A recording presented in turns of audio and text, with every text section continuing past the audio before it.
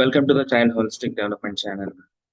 So మనం కొనసాగిస్తున్నటువంటి ఈ యొక్క వీక్లీ షెడ్యూల్లో డే 3 డే 3కి సంబంధించిన కంటెంట్ ఈరోజు మనం ఇక్కడ డిస్కస్ చేసుకుందాం. Day 3 content. So according to our plan ప్రకారం ఈరోజు డే 3లో మనం డిస్కస్ చేసుకోబోయే అంశాలు. సో మొట్టమొదటి curriculum development.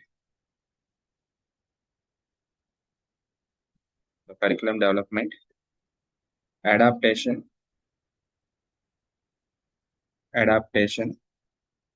And assistive technology.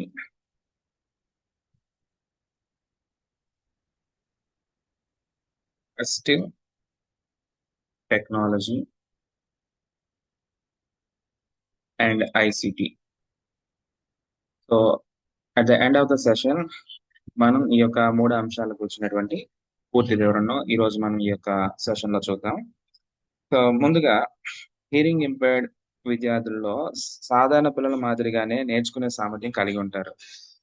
కానీ వారికి సమాచారాన్ని అందించే విధానాన్ని చాలా భిన్నంగా ఉంటుంది.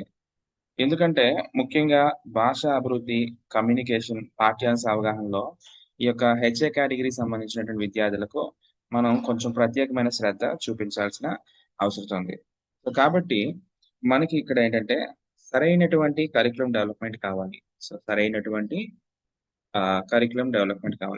రైట్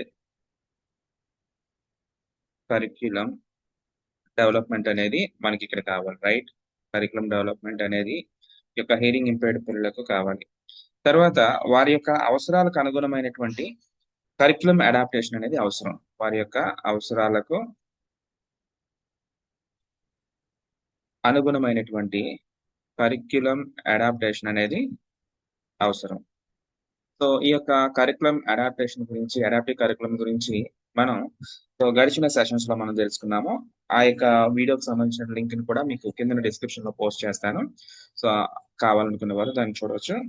తర్వాత ఈ కరికులం అడాప్టేషన్ తో పాటు వీరికి కావాల్సింది ఏంటంటే సో సరైనటువంటి అసిస్టివ్ టెక్నాలజీ కావాలి. సరైనటువంటి అసిస్టివ్ టెక్నాలజీ అనేది అవసరమైనది. సో దీంతో పాటుగా లేటెస్ట్ ట్రెండ్స్ ప్రకారము ఇన్ఫర్మేషన్ అండ్ కమ్యూనికేషన్ టెక్నాలజీ అనగా ICT అనేది సో ఈ హెచ్ఐ పిల్లల విద్యలో చాలా కీలక పాత్ర అనేది పోషిస్తుంది. సో కాబట్టి ఫ్రెండ్స్, ఒక హియరింగ్ ఇంపైర్డ్ చిల్డ్రన్ కి సంబంధించినటువంటి అకాడమిక్ ప్లాన్స్ లో అంటే ఎందుకంటే వీరు నేర్చుకునే సామర్థ్యం కలిగి ఉండే పిల్లలు. సో సాధారణ పిల్లల వలె వీరు కూడా నేర్చుకునే సామర్థ్యం కలిగి ఉండే పిల్లలు. అయితే వీరికి ఉన్నటువంటి ప్రధానమైనటువంటి అవరోధం ఏంటంటే భాషా అభివృద్ధి, తర్వాత కమ్యూనికేషన్, ఇంకా పాఠ్యాంశ అవగాహనలో ఈ 2 చాలా ప్రముఖ పాత్ర వహిస్తాయి. కాబట్టి సో మనము ఈ 4 అంశాలను కూడా దృష్టిలో పెట్టుకొని వారికి సంబంధించినటువంటి ప్రణాళికలు మనం రచించుకోవాలి.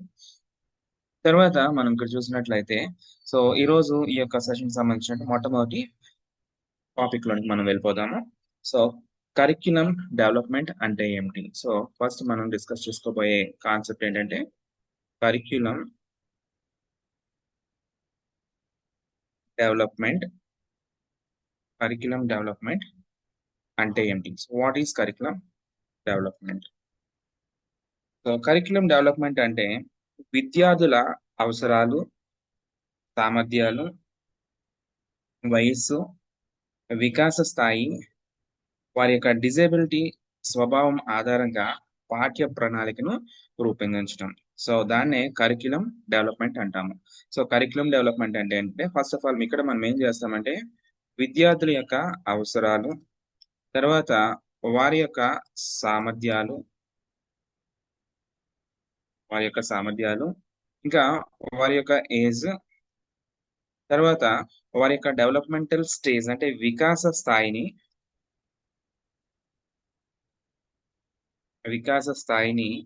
ఇక్కడ మనం ఏం చేస్తామంటే ఇంకా వారి యొక్క డిజేబిలిటీ స్వభావం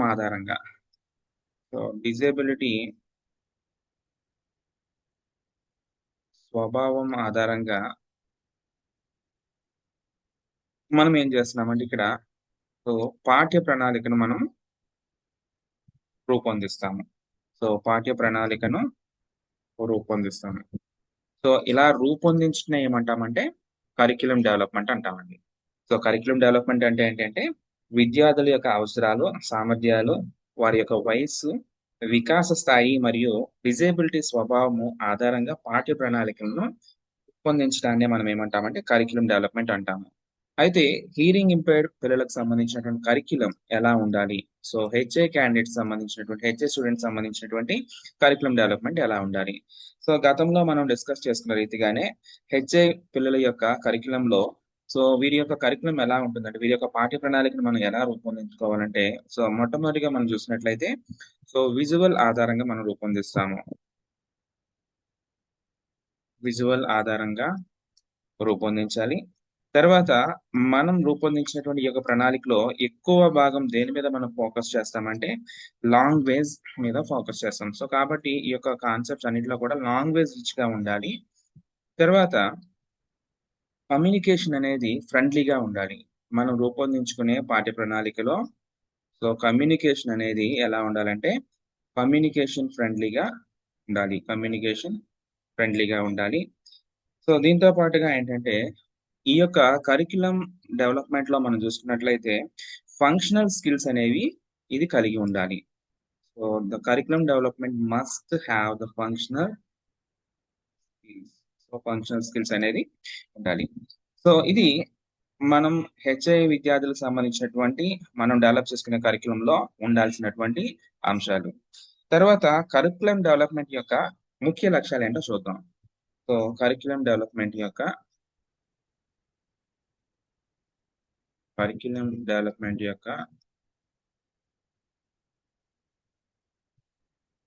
కరిక్యులం డెవలప్‌మెంట్ యొక్క ముఖ్య లక్ష్యాలు. సో, ఏంటి కరిక్యులం డెవలప్‌మెంట్‌లో ఉండే ముఖ్య లక్ష్యాలు? సో, మనం ఒకసారి చూద్దాము. సో, ఈ యొక్క కరిక్యులం డెవలప్‌మెంట్ అనేది సో, దీన్ని కలిగి ఉండాల్సిన ముఖ్య లక్ష్యాలకొచ్చేసరికి సో, మొట్టమొదటిగా భాషా అభివృద్ధి అనేది ఉండాలి. సో, భాషా అభివృద్ధి అనేది ఉండాలి. రెండవదిగా కమ్యూనికేషన్ నైపుణ్యాలనేవి ఉండాలి. Communication skills. కమ్యూనికేషన్ నైపుణ్యాలనేవి ఉండాలి. మూడవది చదవడం, రాయడం అనేది అభివృద్ధి ఉండాలి. సో, రీడింగ్, రైటింగ్ డెవలప్‌మెంట్ అనేది ఉండాలి. రీడింగ్ అండ్ రైటింగ్ డెవలప్‌మెంట్ అనేది ఉండాలి. నాలుగవది సామాజిక పరస్పర చర్యలు ఉండాలి. సామాజిక పరస్పర చర్యలు ఉండాలి. సామాజిక పరస్పర చర్యలు ఉండాలి. సో, తరువాత మనం డెవలప్ చేసుకునే కంటెంట్‌లో ఏముండాలంటే స్వీయ విశ్వాసం డెవలప్ చేయాలి. స్వీయ విశ్వాసం డెవలప్ చేయాలి. ఆరవదిగా ఏంటంటే స్వతంత్ర జీవన నైపుణ్యాలు మిళితమై ఉండాలి. స్వతంత్ర జీవన నైపుణ్యాలు ఈ యొక్క కంటెంట్‌లో మిళితమై ఉండాలి. సో, ఇది మనం డెవలప్ చేసుకునేటువంటి కరిక్యులం డెవలప్‌మెంట్ యొక్క ముఖ్య లక్ష్యాలు. సో, ఈ యొక్క లక్ష్యాలతో మనం హెచ్ఏ కేటగిరీకి సంబంధించినటువంటి విద్యార్థుల యొక్క కరిక్యులం డెవలప్‌మెంట్ అనేది మనం చేసుకోవాలి. సో, ఎప్పుడైతే మనం ఈ యొక్క అంశాలను దృష్టిలో పెట్టుకొని విద్యార్థికి సంబంధించినటువంటి పాఠ్య ప్రణాళికను రూపొందిస్తామో, సో, అది విద్యార్థి యొక్క అవసరాలకు అనుగుణంగా ఉంటూ తనలో ఈ యొక్క అకాడమిక్ ఇంకా సెల్ఫ్ స్కిల్స్ సంబంధించి, ఒక డైలీ రొటీన్ యాక్టివిటీస్ సంబంధించినటువంటి డెవలప్‌మెంట్‌ని మనం తీసుకురాగలుగుతాం. సో, తర్వాత హెచ్ఏ పిల్లల కరిక్యులం డెవలప్‌మెంట్‌లో పరిగణించాల్సినటువంటి అంశాలు. సో, ఇక్కడ మనం పరిగణించాల్సినటువంటి అంశాలేంటో చూద్దాము. సో, హెచ్ఐ చిల్డ్రన్ యొక్క హెచ్ఐ చిల్డ్రన్ యొక్క కరిక్యులం డెవలప్‌మెంట్‌లో కరిక్యులం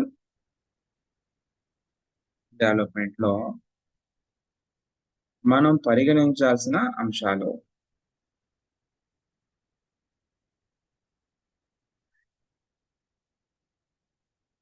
పరిగణించాల్సిన అంశాలు. సో ఏంటి హెచ్ఐ చిల్డ్రన్ సంబంధించిన కరికులం డెవలప్మెంట్ లో మనం ఏ యొక్క అంశాలనేది ఎక్కువగా మనము దృష్టి కేంద్రీకరించాలంటే అందులో మొట్టమొదటి చూసుకున్నట్లయితే degree of hearing loss. So degree of hearing loss. So degree of hearing loss ని మనం పరిగణించాలి. సో ఈ యొక్క డిగ్రీ ఆఫ్ హియరింగ్ లాస్ సంబంధించిన క్లాసిఫికేషన్ ని మనం గతంలో చెప్పుకున్నటువంటి వీడియోస్ లో ఉన్నాయి. సో ఎవరికైనా ఈ యొక్క క్లాసిఫికేషన్ ఆఫ్ హియరింగ్ ఇంపైర్డ్ సంబంధించినటువంటి వివరాలు కావాలనుకుంటే ఆ యొక్క వీడియోకి సంబంధించిన డిస్క్రిప్షన్ కూడా మీకు లింక్ ని కింద డిస్క్రిప్షన్ బాక్స్ లో మీకు పెట్టడం జరుగుతుంది. సో ఇక్కడ degree of hearing loss. So సాధారణంగా మనం ఈ యొక్క డిగ్రీ ఆఫ్ హియరింగ్ లాస్ లో మనం ఫోకస్ చేయాల్సింది ఏంటంటే ఫస్ట్ ఆఫ్ ఆల్ సో పిల్లవాడికి మైల్డ్ హియరింగ్ లాస్ ఉందా, లేదా మోడరేట్ హియరింగ్ లాస్ ఉందా, లేదా సివియర్ హియరింగ్ లాస్ ఉందా, లేదా ప్రొఫౌండ్ హియరింగ్ లాస్ ఉందా అని మనం కన్సిడర్ చేసుకోవాలి. సో ఇది ఎందుకంటే ఈ యొక్క డిగ్రీ ఆఫ్ హియరింగ్ లాస్ అనేది మన యొక్క టీచింగ్ స్టైల్ అంటే టీచింగ్ స్ట్రాటజీని ప్రభావితం చేస్తుంది. అంటే బోధనా పద్ధతిని మెథడ్ ని ఇది ఏం చేస్తుందంటే ప్రభావితం చేస్తుంది. సో రెండవది మనం పరిగణించాల్సిన అంశం వచ్చేసరికి ఏంటంటే so language level. So language level. ఈ యొక్క లాంగ్వేజ్ లెవెల్లో మనం పరిగణించాల్సిన అంశాల్లో మనం గమనించినట్లయితే సాధారణంగా హీరింగ్ ఇంపైర్డ్ పిల్లల్లో సో ఇక్కడ ఏం జరుగుతుందంటే హీరింగ్ ఇంపైర్డ్ పిల్లల్లో అంటే హెచ్ఐ కేటగిరీ చిల్డ్రన్ లో మనం చూసుకున్నట్లయితే సో వారి యొక్క వొకాబులరీ అనేది తక్కువగా ఉండొచ్చు. సో సాధారణంగా వారి యొక్క వొకాబులరీ అనేది తక్కువగా ఉండొచ్చు.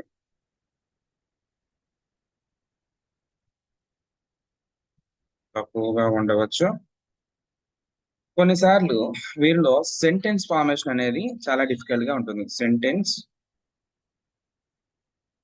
ఫార్మేషన్ అనేది సెంటెన్స్ ఫార్మేషన్ అనేది అది కూడా తక్కువగా ఉండవచ్చు.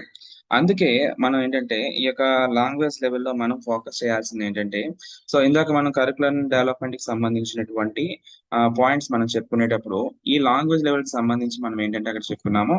సో ఎక్కువగా మనం ఇక్కడ ఏంటంటే సింపుల్ లాంగ్వేజ్ ని ఉపయోగించాలి. సో కాబట్టి so we have to use first of all simple language. So మనం కరికులర్ డెవలప్మెంట్ లో సింపుల్ లాంగ్వేజ్ యూజ్ చేస్తాము. ఇంకా గతంలో మనం చెప్పుకున్నట్టు సో మాటి మాటికి కూడా మనం ఏంటంటే రిపిటేషన్ అనేది చేయాలండి. సో రిపిటేషన్ అనేది అవసరం. తర్వాత విజువల్ సపోర్ట్ కూడా అవసరం. విజువల్ సపోర్ట్ కూడా అవసరం. సో ఈ పాయింట్స్ ని మనం ఏంటంటే వారి యొక్క కరికులం డెవలప్మెంట్ లో మనం పరిగణించాల్సిన అంశాలండి. తర్వాత మూడవ అంశం వచ్చేసరికి కమ్యూనికేషన్ మోడ్. హియరింగ్ ఇంపైర్డ్ సంబంధించినటువంటి విద్యార్థులకు మనం అవలంబించే ఆ యొక్క పాఠ్య ప్రణాళికలో మనం రూపొందించే ఆ యొక్క పాఠ్య ప్రణాళికలో సో ఈ యొక్క కమ్యూనికేషన్ మోడ్ ని కూడా మనం ఏం చేయాలంటే ఫోకస్ చేసుకోవాలి. సో ఏంటి ఈ కమ్యూనికేషన్ మోడ్ ఎందుకు అవసరం అంటే సాధారణంగా విద్యార్థి ఉపయోగించే కమ్యూనికేషన్ మోడ్ అంటే విద్యార్థి ఉపయోగించే పద్ధతి ఏంటి అంటే జనరల్ గా మనం చూస్తాం కదా.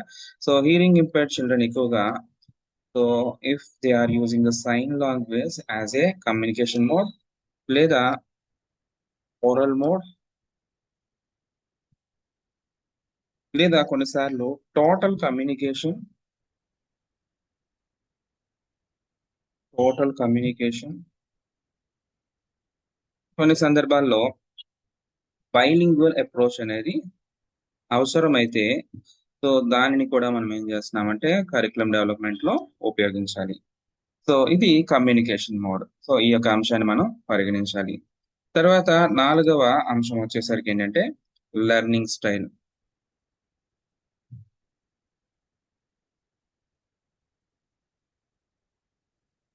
So learning style. సో సాధారణంగా హియరింగ్ ఇంపైర్డ్ పిల్లలు ఎక్కువగా విజువల్ లెర్నర్స్ గా ఉంటారు. కాబట్టి ఈ యొక్క లెర్నింగ్ స్టైల్లో మనం వారికి రూపొందించే పాఠ్య ప్రణాళికలో ఈ యొక్క కరికులంలో ఎక్కువగా ఏముండాలంటే పిక్చర్స్ కానీ చార్ట్స్ గానీ, లేదా మల్టిపుల్ మోడల్స్ గానీ, లేదా డిమాన్‌స్ట్రేషన్ మెథడ్స్‌ని మనం ఇక్కడ ఉపయోగిస్తాము. డిమాన్‌స్ట్రేషన్స్‌ని ఉపయోగించి వారికి సంబంధించినటువంటి పాఠ్య ప్రణాళికను మనం రూపొందించుకుంటాము. సో, ఇవి సాధారణంగా హియరింగ్ ఇంపైర్డ్ కరిక్యులమ్ డెవలప్‌మెంట్‌లో పరిగణించాల్సిన అంశాలు. సో, తర్వాత మనం చూసుకున్నట్లయితే కరిక్యులమ్ డెవలప్‌మెంట్‌కి సంబంధించి సో, ముఖ్య అప్రోచెస్ ఏంటో ఇప్పుడు మనం చూద్దాం. సో, కరిక్యులమ్ తర్వాత కాన్సెప్ట్ వచ్చేసరికి కరిక్యులమ్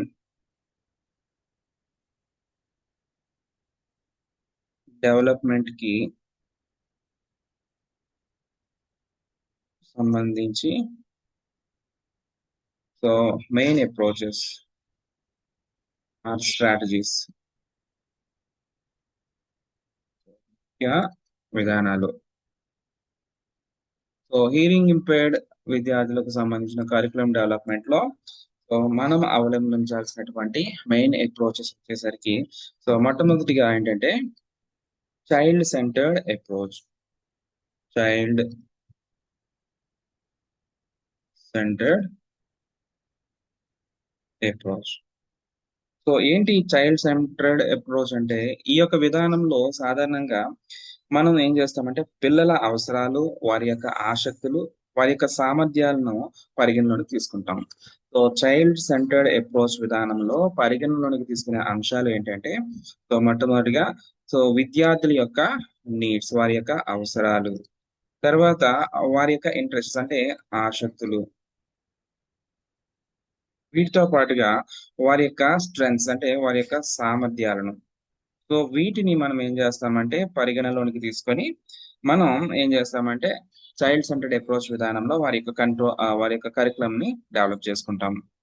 తర్వాత హియరింగ్ ఇంపైర్డ్ విద్యార్థులకు మనం ఈ యొక్క చైల్డ్ సెంటర్డ్ అప్రోచ్‌లో అవలంబించాల్సినవి ఏంటంటే, ఎక్కువగా పాటించాల్సింది అందులో మొట్టమొదటిగా చూసుకుంటే, ఎక్కువగా మనం విజువల్ యాక్టివిటీస్‌ని మనం ప్లాన్ చేసుకోవాలి. Visual activities. తర్వాత రెండవది పీర్ ఇంటరాక్షన్ ఉండేలా మన యొక్క కరిక్యులమ్ డెవలప్‌మెంట్ అనేది ఉండాలి. పీర్ ఇంటరాక్షన్ ఉండేలా చూసుకోవాలి. దీంతో పాటుగా ప్రాక్టికల్ లెర్నింగ్ అనేది అవసరమండి. లెర్నింగ్ అనేది ప్రాక్టికల్ లెర్నింగ్ అనేది అవసరం. ఉదాహరణకు ఫర్ ఎగ్జాంపుల్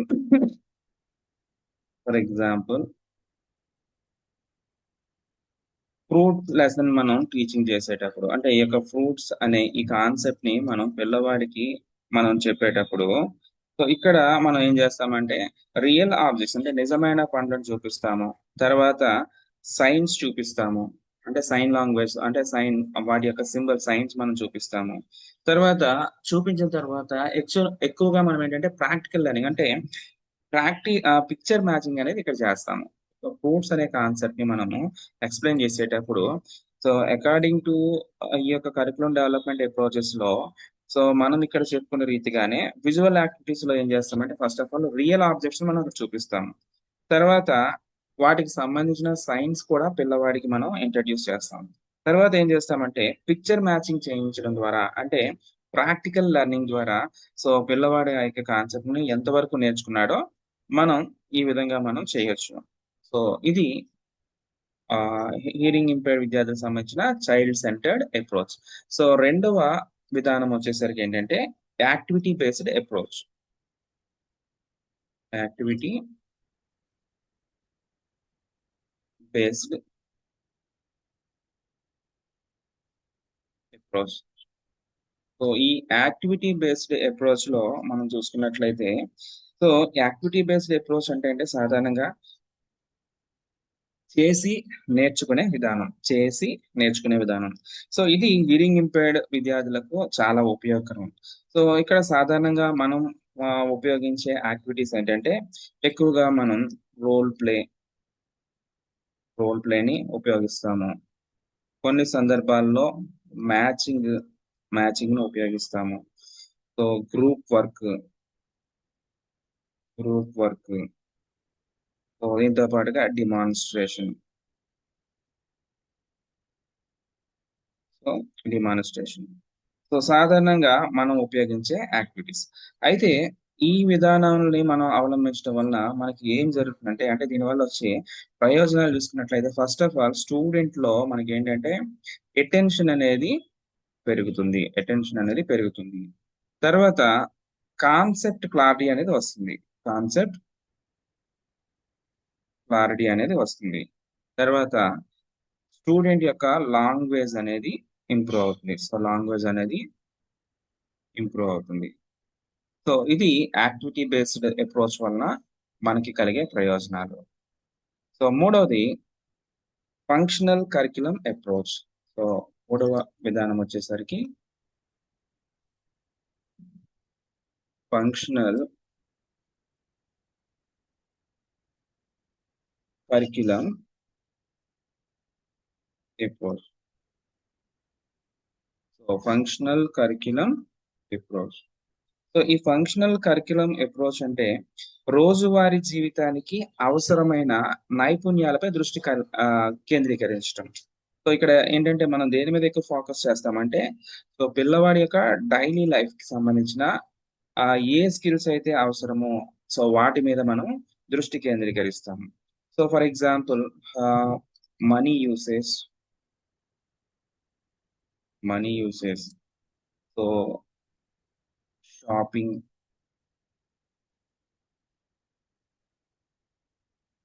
టైం కాన్సెప్ట్ అంటే టైం అండర్స్టాండింగ్, తర్వాత కమ్యూనికేషన్ స్కిల్స్, కమ్యూనికేషన్. సో ఇది ఎందుకు హియరింగ్ ఇంపైర్డ్ పిల్లలకు అవసరం అంటే వారు ఇండిపెండెంట్ లైఫ్ లీడ్ చేయడానికి ఇవి అవసరం అవుతుంది. సో కాబట్టి సో మనం ఫంక్షనల్ కరికులం అప్రోచ్ ని సో మనం మన యొక్క కరికులం డెవలప్మెంట్ లో దాన్ని ఇన్కార్పొరేట్ చేయాలి. అంటే దాన్ని కూడా మనం ఇన్వాల్వ్ చేసుకోవాలి. సో తర్వాత ఫోర్త్ టైప్ ఆఫ్ అప్రోచ్ వచ్చేసరికి inclusive curriculum approach. Inclusive curriculum approach. Inclusive curriculum approach. So inclusive curriculum approach అంటే ఏంటి అంటే సాధారణ పిల్లలతో పాటు ఈ హియరింగ్ ఇంపైర్డ్ పిల్లలు కూడా నేర్చుకునే విధానాన్ని ఏమంటామంటే ఇంక్లూజివ్ కరికులం అప్రోచ్ అంటాం. సో ఇందులో మనం ఏంటంటే సాధారణంగా ఏం చేస్తామంటే మన యొక్క టీచింగ్ అంతా కూడా ఎక్కడ ఉంటుందంటే సేమ్ క్లాస్ రూమ్ లోనే చేస్తాం. అంటే సాధారణ పిల్లలతో పాటుగానే వీరికి మనం ఏం చేస్తామంటే టీచింగ్ చేస్తాం. తర్వాత ఇక్కడ మనం ఏం చేస్తామంటే మనం బోధనా విధానం ఎలా ఉంటుందంటే అడాప్టెడ్ టీచింగ్ మెథడ్ మనం ఇక్కడ ఉపయోగిస్తాం. Adapted teaching strategy, adapted teaching స్ట్రాటజీని మనం ఇక్కడ ఫాలో అవుతాం. తర్వాత మనం ఇక్కడ గమనించినట్లయితే ఈ యొక్క ఇన్క్లూజివ్ కరికులం అప్రోచ్ లో ఏం చేస్తామంటే సో ప్రతి పిల్లవాడికి కూడా సమాన అవకాశాలు అనేది మనం కల్పిస్తాం. అంటే ఈక్వల్ పార్టిసిపేషన్ ఇస్తాం. గ్రూప్ యాక్టివిటీస్ లో కావచ్చు, రోల్ ప్లేలో కావచ్చు. సో ప్రతి విద్యార్థికి కూడా మనం ఏం చేస్తామంటే ఈక్వల్ పార్టిసిపేషన్ ని మనం ఎంకరేజ్ చేస్తాం. సో ఇక్కడ ఇది ఇంక్లూజివ్ కరికులం అప్రోచ్ లో టీచర్ యొక్క రోల్ అనేది చాలా కీలకం. సో ఏంటి టీచర్ రోల్ అంటే సో ఇక్కడ టీచర్ కంపల్సరీగా ఈ యొక్క ఇంక్లూజివ్ సెటప్ మోడ్ లో ఏం చేయాలంటే so first of all visual teaching అనేది చేయాలి. సో టీచర్ మస్ట్ మస్ట్ గా విజువల్ టీచింగ్ ని చేయాలి. అంటే ప్రతి కంటెంట్ కి సంబంధించినటువంటి చార్ట్స్ లేదా మోడల్స్ ను ప్రిపేర్ చేసుకోవాలి. తర్వాత ఇక్కడ ఏంటంటే క్లియర్ ఇన్స్ట్రక్షన్స్ ఇవ్వాలి. క్లియర్ ఇన్స్ట్రక్షన్స్ ఇవ్వాలి. క్లియర్ ఇన్స్ట్రక్షన్స్ ఇవ్వాలి. సో వీటికంటే ప్రాధాన్యంగా ఏం చేయాలంటే సో హియరింగ్ ఇంపైర్డ్ విద్యార్థుల యొక్క సీటింగ్ అరేంజ్మెంట్ మీద ఫోకస్ చేయాలి. సీటింగ్ అరేంజ్మెంట్ మీద ఫోకస్ చేయాలి. సో ఇది ఇంక్లూజివ్ మోడ్ అప్రోచ్ లో టీచర్ యొక్క రోల్. సో తర్వాత మనం చూసుకున్నట్లయితే bilingual and by cultural approach. So తర్వాత మనం అవలంబించాల్సిన విధానం వచ్చేసరికి bilingual and by cultural approach. So ఈ బైలింగ్వల్ అండ్ బైకల్చరల్ అప్రోచ్ గురించి ఇప్పుడు మనం తెలుసుకుందాం. సో ఈ బైలింగ్వల్ అండ్ బైకల్చరల్ అప్రోచ్ అనేది హియరింగ్ ఇంపైర్డ్ విద్యలో చాలా ముఖ్యమైనటువంటి విధానం. సో ఎందుకంటే ఇందులో మనం ఏం చేస్తామంటే సైన్ లాంగ్వేజ్ అనేది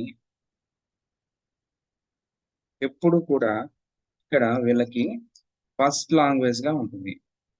సైన్ లాంగ్వేజ్ అనేది always equals to the first language. తర్వాత రిటన్ ఆర్ స్పోకెన్ లాంగ్వేజ్ అనేది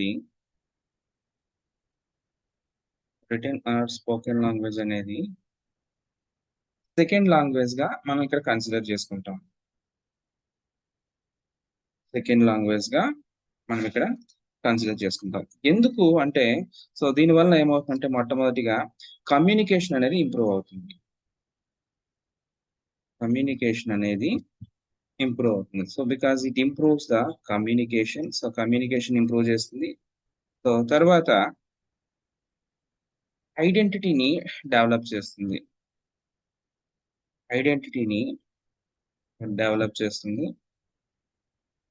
సో ఫలితంగా మనకి ఇక్కడ ఏమవుతుందంటే పిల్లవాడిలో లాంగ్వేజ్ ఫౌండేషన్ అనేది డెవలప్ అవుతుంది. లాంగ్వేజ్ ఫౌండేషన్ అనేది స్ట్రెంగ్థెన్ లేదా స్ట్రాంగ్ అవుతుంది. సో ఇది బైలింగ్వల్ లేదా బైకల్చరల్ అప్రోచ్ వల్ల కలిగే ప్రయోజనం. సో బైలింగ్వల్ అండ్ బైకల్చరల్ అప్రోచ్ విధానంలో మనం ఏంటంటే సైన్ లాంగ్వేజ్ ని ఫస్ట్ లాంగ్వేజ్ గా ట్రీట్ చేస్తాము.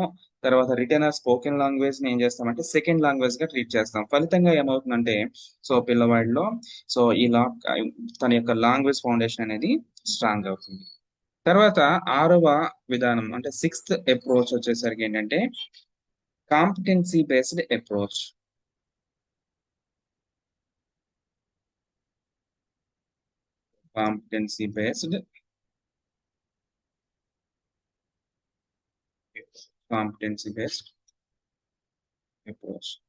సో ఈ కాంపిటెన్సీ బేస్డ్ అప్రోచ్ అంటే ఏంటంటే నైపుణ్యాల ఆధారంగా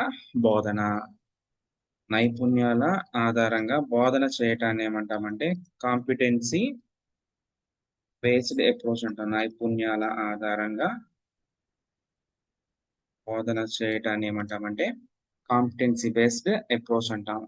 సో ఈ కాంపిటెన్సీ బేస్డ్ అప్రోచ్ ఇది ఎక్కువగా ఏం చేస్తుందంటే దేని మీద ఫోకస్ చేస్తుందంటే వాట్ చైల్డ్ కెన్ డూ.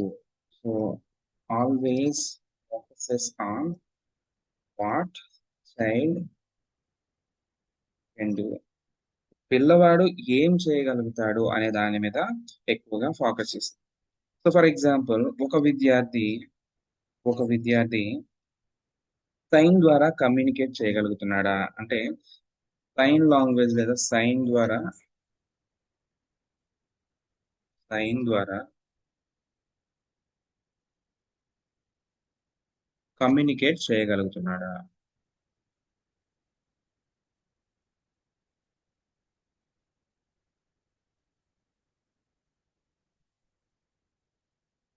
రెండవది ఇంకొక ఎగ్జాంపుల్ చూసినట్లయితే రిటర్న్ ఇన్స్ట్రక్షన్స్ ని అర్థం చేసుకోగలుగుతున్నాడా. సో రిటర్న్ ఇన్స్ట్రక్షన్స్ ని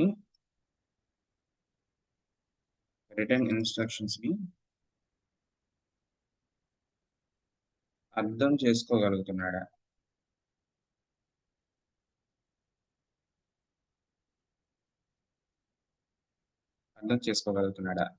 సో ఇవి మనకి కాంపిటెన్సీ బేస్డ్ సంబంధించినటువంటి అప్రోచ్ సంబంధించినటువంటి కొన్ని ఎగ్జాంపుల్స్. సో ఇవి మనం సాధారణంగా ఫాలో అయ్యే కొన్ని కరికులం డెవలప్మెంట్ సంబంధించినటువంటి కొన్ని అప్రోచెస్. సో అసలు కరికులం అడాప్టేషన్ అంటే ఏంటో ఇప్పుడు చూద్దాం. What is the meaning of curriculum adaptation.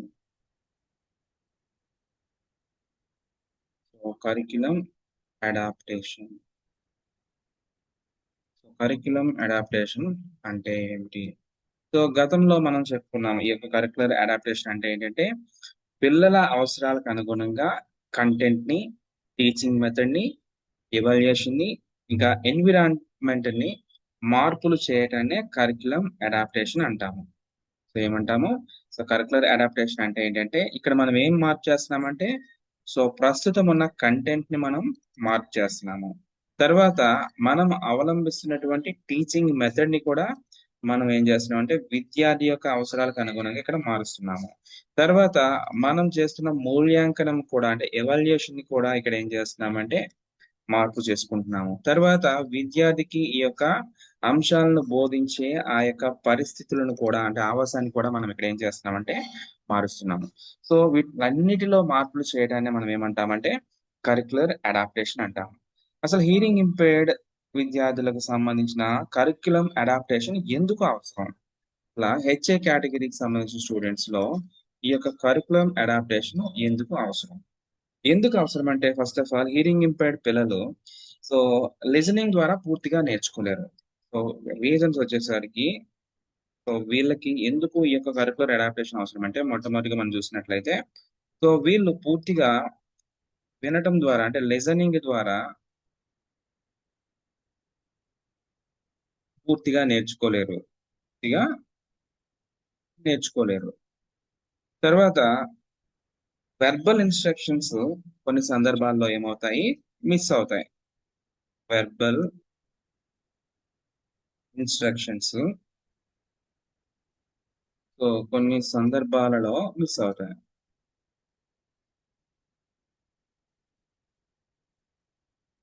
కొన్ని సందర్భాల్లో మిస్ అవుతాయి. అందుకు మనకేంటంటే ఈ యొక్క కరిక్యులమ్ అడాప్టేషన్ అనేది అవసరం. సో, మూడో కారణంగా మనం చూసినట్లయితే సో, లాంగ్వేజ్ డిలే ఉండవచ్చు. లాంగ్వేజ్ డిలే అనేది ఉండవచ్చు. సో, అందుకు హియరింగ్ ఇంపైర్డ్ స్టూడెంట్స్ సంబంధించి ఈ యొక్క కరిక్యులమ్ అడాప్టేషన్ అనేది అవసరం. సో, తర్వాత మనం చూసినట్లయితే types of curriculum adaptation. So, types of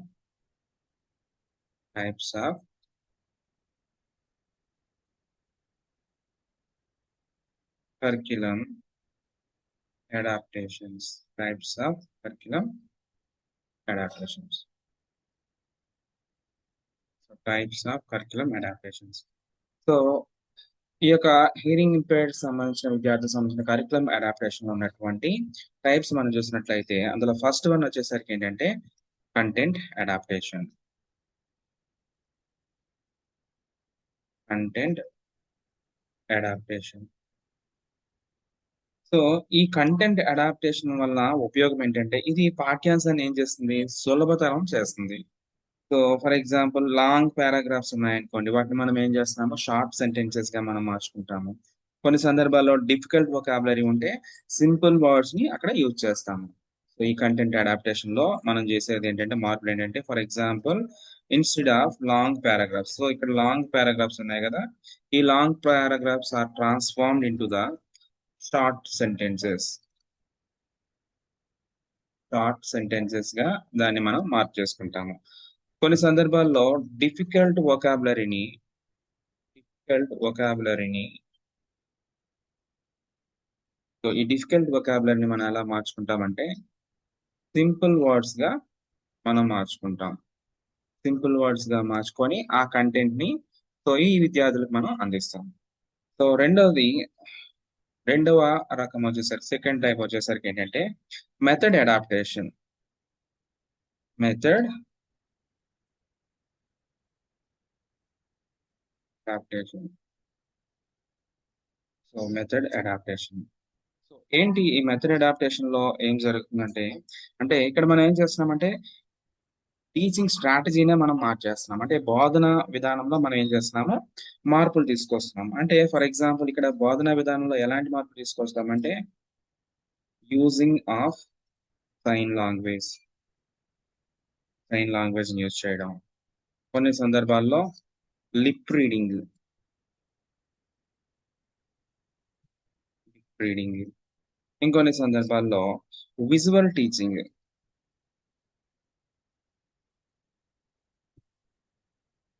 visual teaching method. ఇంకా demonstration method, demonstration method. So ఇవి మనం సాధారణంగా తీసుకునే అడాప్టివ్ మెథడ్స్ అండి. సో తర్వాత మెటీరియల్ అడాప్టేషన్. థర్డ్ టైప్ వచ్చేసరికి material adaptation. So material adaptation. So ఈ మెటీరియల్ అడాప్టేషన్ లో అంటే సాధారణంగా మనం ఏంటంటే టీచింగ్ లెర్నింగ్ మెటీరియల్స్ కూడా మనము ఇక్కడ చేంజ్ చేసుకోవాలి. అంటే టిఎల్ఎం ఇక్కడ మనం ఏం చేస్తున్నామంటే చేంజ్ చేసుకుంటున్నాం. టీచింగ్ లెర్నింగ్ మెటీరియల్ ని ఇక్కడ ఏం చేస్తున్నామంటే చేంజ్ చేస్తాం. సో సాధారణంగా ఇక్కడ మనం ఉపయోగించే మెటీరియల్స్ వచ్చేసరికి ఏంటంటే ఫస్ట్ వన్ వచ్చేసరికి ఫ్లాష్ కార్డ్స్. ఫ్లాష్ కార్డ్స్ ని తర్వాత క్యాప్షన్ వీడియోస్. క్యాప్షన్ వీడియోస్ తర్వాత షార్ట్స్ తర్వాత పిక్చర్ బుక్స్. పిక్చర్ బుక్స్ ని మనం ఇక్కడ ఉపయోగిస్తాం. ఇంకా nowadays we are using smart boards. Smart boards లేదా ఐఎఫ్ఈ ప్యానెల్స్ వీటిని ఉపయోగించి మనం ఏం చేస్తామంటే సో మెటీరియల్ అడాప్టేషన్స్ ని మనం చేసుకుంటాము. తర్వాత ఫోర్త్ టైప్ వచ్చేసరికి ఎన్విరాన్మెంటల్ అడాప్టేషన్. సో ఇది చాలా ఇంపార్టెంట్ అండి. సో ఎంటైర్ లెర్నింగ్ ప్రాసెస్ లో ఇది కీ ఫ్యాక్టర్ గా మనం చెప్పొచ్చు. Environmental adaptation. సో ఏంటి ఈ యొక్క ఎన్విరాన్మెంటల్ అడాప్టేషన్ అంటే ఈ ఎన్విరాన్మెంటల్ అడాప్టేషన్ లో ఏం చేస్తామంటే సో క్లాస్ రూమ్ వాతావరణాన్ని మనం మారుస్తాం. అంటే ఈ క్లాస్ రూమ్ వాతావరణంలో మనం మేజర్ గా ఫోకస్ చేసుకునేది ఏంటంటే so first of all front seating అండి. సో హెచ్ఐ కేటగిరీకి సంబంధించిన విద్యార్థులు మనం ఏం చేస్తామంటే ఫ్రంట్ సీటింగ్ లో వాళ్ళని ప్లేస్ చేస్తాం. సో తర్వాత క్లాస్ రూమ్ లో నాయిస్ రిడక్షన్ మనం చేసుకోవాలి. నాయిస్ రిడక్షన్ ని మనం చేసుకోవాలి. తర్వాత గుడ్ లైటింగ్ సోర్స్ ని మనం ఇక్కడ మెయింటైన్ చేయాలి. సో ఇది మనం తీసుకునే ఎన్విరాన్మెంటల్ అడాప్టేషన్. సో తర్వాత మనం గమనించినట్లయితే so fifth type of curriculum adaptation వచ్చేసరికి ఏంటంటే ఎవాల్యుయేషన్ అడాప్టేషన్. సో మూల్యాంకనంలో మనం తీసుకోవాల్సినటువంటి మార్పులు ఎవాల్యుయేషన్ అడాప్టేషన్. సో ఈ ఎవల్యూషన్ అడాప్టేషన్ లో కనుక మనం చూసినట్లయితే అంటే పిల్లవాడికి మనం పెట్టే పరీక్ష విధానంలోనే మార్పులు తీసుకొస్తాము. సో ఏంటంటే ఫస్ట్ ఆఫ్ ఆల్ సో సాధారణ విద్యార్థుల కంటే ఈ హియరింగ్ ఇంపేర్డ్ చిల్డ్రన్ కి మనం ఏం చేస్తామంటే అడిషనల్ టైం అంటే ఎక్స్ట్రా టైం ని మనము ఇస్తాము. తర్వాత జనరల్ గా ఎక్కువగా ఈ టెక్స్టువల్ క్వశ్చన్స్ లేదా టెక్స్ట్ క్వశ్చన్స్ కంటే మనం ఇక్కడ ఎక్కువగా ఏం చేస్తామంటే విజువల్ క్వశ్చన్స్ ని ఫ్రేమ్ చేసుకుంటాం. విజువల్ క్వశ్చన్స్ ని ఇంకా అవసరమైన సందర్భాల్లో ఏం చేయాలంటే షైన్ ఇంటర్ప్రిటర్ ని యూజ్ చేయాలి. షైన్ ఇంటర్ప్రిటర్ సపోర్ట్ ని మనం ఇక్కడ తీసుకుంటాము. ఇంకా మాక్సిమం క్వశ్చన్స్ అన్ని కూడా ఎక్కువగా దేనికి ప్రియారిటీ ఇవ్వాలంటే సో ఈ థియరాటికల్ క్వశ్చన్స్ కంటే ఆబ్జెక్టివ్ టైప్ క్వశ్చన్స్ కి మనం ఎక్కువగా ప్రియారిటీ ఇవ్వాలి. ఆబ్జెక్టివ్ క్వశ్చన్స్ కి ఆబ్జెక్టివ్ టైప్ క్వశ్చన్స్ కి మనం ఏం చేస్తామంటే ప్రాధాన్యత ఇవ్వాలి. ప్రియారిటీ దీనికి ఇవ్వాలి. ఇది సో ఇవి సాధారణంగా types of curricular adaptation. So తర్వాత కాన్సెప్ట్ మనం చూసినట్లయితే సో హియరింగ్ ఇంపైర్డ్ చిల్డ్రన్ యొక్క టీచింగ్ స్ట్రాటజీస్ అండి. So teaching strategies. Teaching strategies for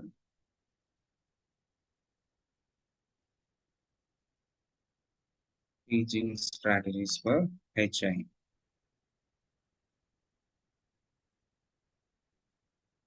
so teaching strategies for HI candidates.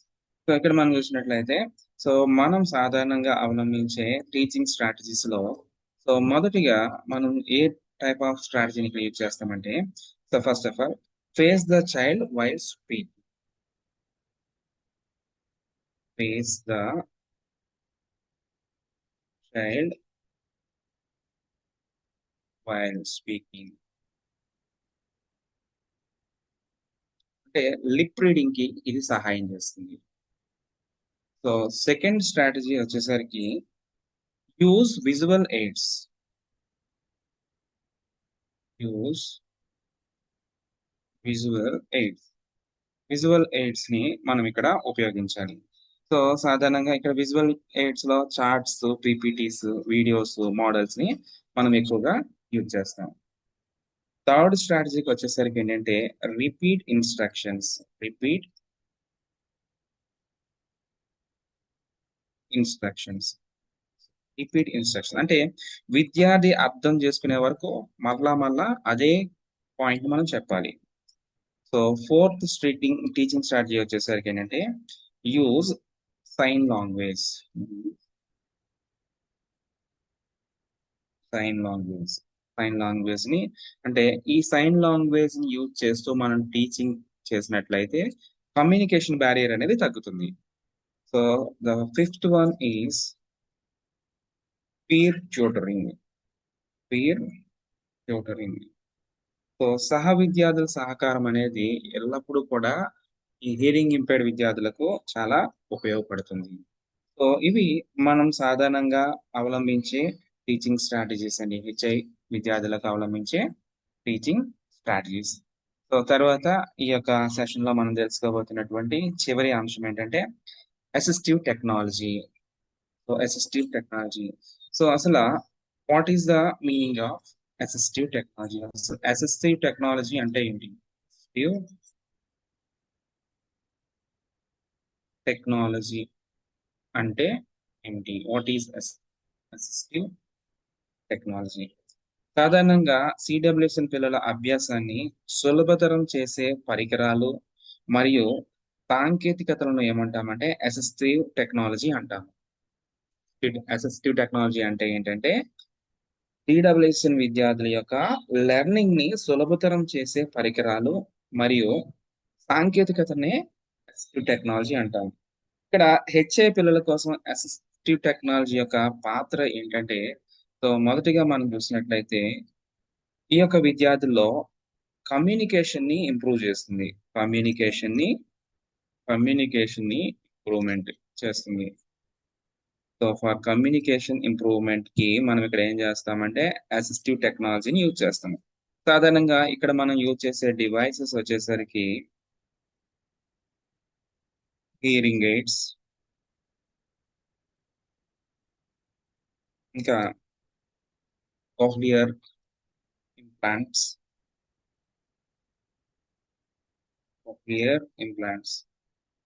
So ఇవి కమ్యూనికేషన్ ని ఇంప్రూవ్ చేస్తుంది. సో తర్వాత రెండవది listening enhancement. Listening enhancement. So ఈ లిజనింగ్ ఎన్హాన్స్మెంట్ లో ఇక్కడ మనం ఏం ఉపయోగిస్తామంటే ఎఫ్ఎం సిస్టమ్స్ ని ఉపయోగిస్తామండి. ఈ ఎఫ్ఎం సిస్టమ్స్ ఏం చేస్తాయంటే టీచర్ వాయిస్ నేరుగా విద్యార్థికి చేరేలా చేస్తుంది. ఈ యొక్క ఎఫ్ఎం సిస్టమ్ అనేది టీచర్ వాయిస్ నేరుగా విద్యార్థికి చేరేలా చేస్తుంది. సో మూడోది language development. Language development. So ఈ లాంగ్వేజ్ డెవలప్మెంట్ లో మనం జనరల్ గా ఏంటంటే స్పీచ్ ట్రైనింగ్ యాప్స్ ని, అప్లికేషన్స్ మనం ఉపయోగిస్తామండి. స్పీచ్ ట్రైనింగ్ అప్లికేషన్స్ ని, స్పీచ్ ట్రైనింగ్ యాప్స్ ని ఉపయోగిస్తాం. సో దీనివల్ల ఏమవుతుందంటే స్టూడెంట్ యొక్క ప్రొనౌన్సియేషన్ ని అది ఇంప్రూవ్ చేస్తుంది. స్టూడెంట్ యొక్క ప్రొనౌన్సియేషన్ ని అది ఏం చేస్తుందంటే ఇంప్రూవ్ చేస్తుంది. సో తర్వాత నాలుగవది వచ్చేసరికి ఏంటంటే class room participation. Class room participation. So ఈ క్లాస్ రూమ్ పార్టిసిపేషన్ లో జనరల్ గా మనం చూస్తూ ఉంటాం, సిసి అంటాం, అంటే క్లోజ్డ్ క్యాప్షన్స్ అంటాం. అంటే క్యాప్షనింగ్ టూల్స్ ని మనం ఇక్కడ ఉపయోగిస్తామండి classroom participation. So captioning tools ని ఇక్కడ మనం ఉపయోగిస్తాం. ఈ క్యాప్షనింగ్ టూల్స్ వల్ల ఏమవుతుందంటే టీచర్ మాట్లాడేది టెక్స్ట్ రూపంలో అది విద్యార్థికి డిస్ప్లే చేస్తుంది. సో ఇది క్లాస్ రూమ్ పార్టిసిపేషన్ ని లైవ్లీహుడ్ లోకి తీసుకొస్తుంది. తర్వాత ఐదవది చూసుకున్నట్లయితే so it improves the independent learning. Independent learning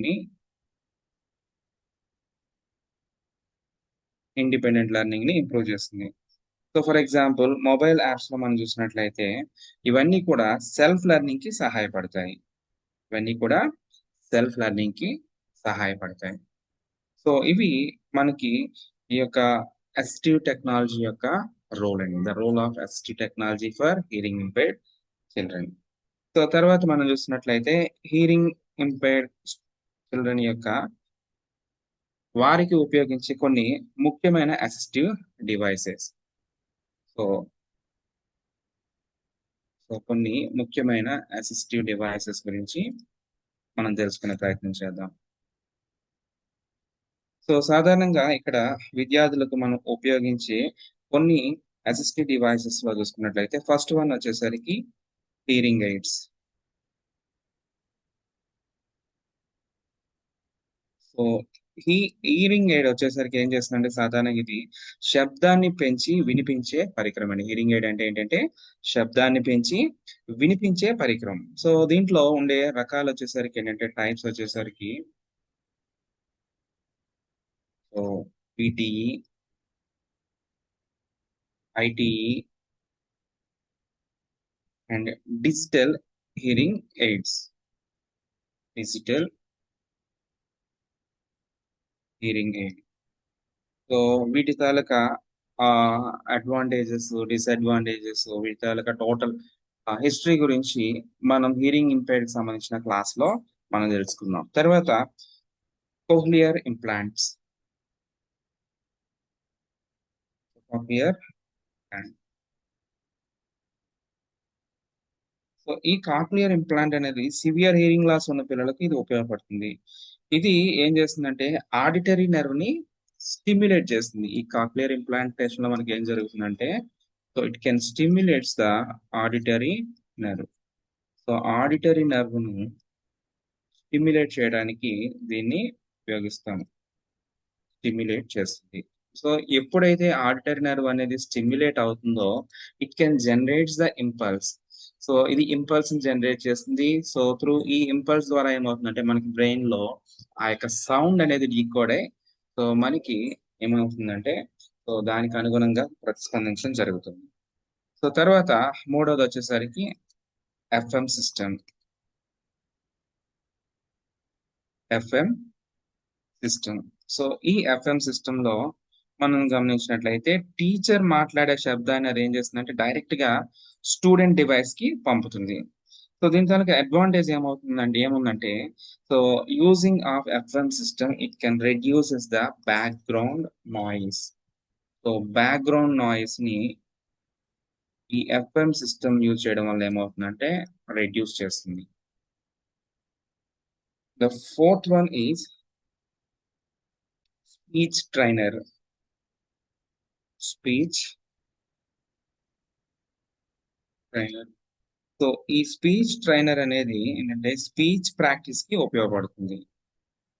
speech practice కి ఉపయోగపడుతుంది. The fifth one is alerting devices. Alerting devices. So ఈ అలర్టింగ్ డివైసెస్ లో నార్మల్ గా వచ్చేవి ఏంటంటే వైబ్రేటింగ్ అలారమ్స్,